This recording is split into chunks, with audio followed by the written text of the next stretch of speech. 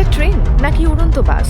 মাটির 10 মিটার উপরে ঝুলে থাকা এই রেল লাইন দিয়ে ছুটে যাচ্ছে সাবওয়ে, নিচে মানুষ আসছে, উপরে চলছে ট্রান্সপোর্ট। এটা কোনো ভবিষ্যতের কল্পনা না, বরং চীনের হ্যাংজো শহরে বাস্তবে চালু হয়ে গেছে বিশ্বের প্রথম উড়ন্ত সাবওয়ে, যার নাম স্কাই ট্রেন বা air rail transit system. Traffic jam, জায়গার সংকট আর পরিবেশ দূষণের যুগে এই ট্রেন হয়ে উঠেছে আধুনিক শহরের স্বপ্নপূরণ। চীনের ঝেজিয়াং প্রদেশের হ্যাংজোতে 2023 সালে চালু হয় এই প্রযুক্তি, যেটা বিশ্বের প্রথম সারফেস সাসপেন্ডেড মোনোরেল ট্রেন, যা চলে পুরোপুরি ব্যাটারি চালিত ইঞ্জিনে। মাটির উপরে নির্মিত একচেটিয়া রেল লাইনের ওপরে নিচে কোনো রেল লাইন নেই, বরং একপাশে স্থাপন করা পিলারের উপর দিয়ে লাইন ঝুলে থাকে আর তাতে ঝুলে থাকে পুরো ট্রেন। এই উড়ন্ত সাবওয়ের সবচেয়ে বড় বৈশিষ্ট্য হলো এটি চলে মাটি না কেটে, গাছ না কেটে, রাস্তা না বন্ধ করেই। কারণ ট্রেন চলে সম্পূর্ণভাবে শহরের ফুটপাত বা ডিভাইডার বরাবর নির্মিত পিলারের উপর দিয়ে। এটি উড়োজাহাজ না হলেও সাধারণ রেল লাইন থেকে 10 মিটার উঁচুতে চলে এবং এর গতি ঘন্টায় 70 কিলোমিটার পর্যন্ত। ট্রেনটি দেখতে অনেকটা মেট্রোর মতো, তবে এতে থাকে আরো আধুনিক সুবিধা: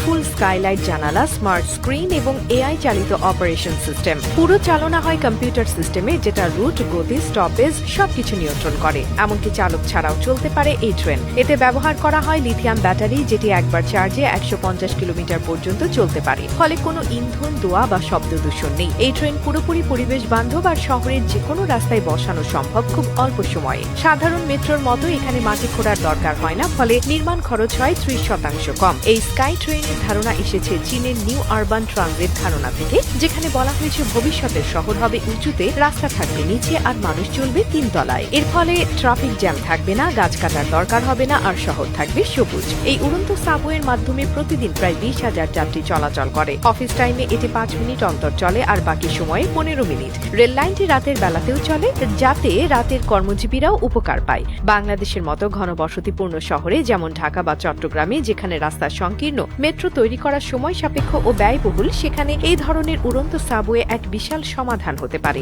এটা যদি বসানো যায় প্রধান রাস্তাগুলোর মাঝখানে বা ডিভাইডারে, তাহলে নিচের রাস্তা ঠিক রেখে ওপর দিয়ে চলবে গণপরিবহন।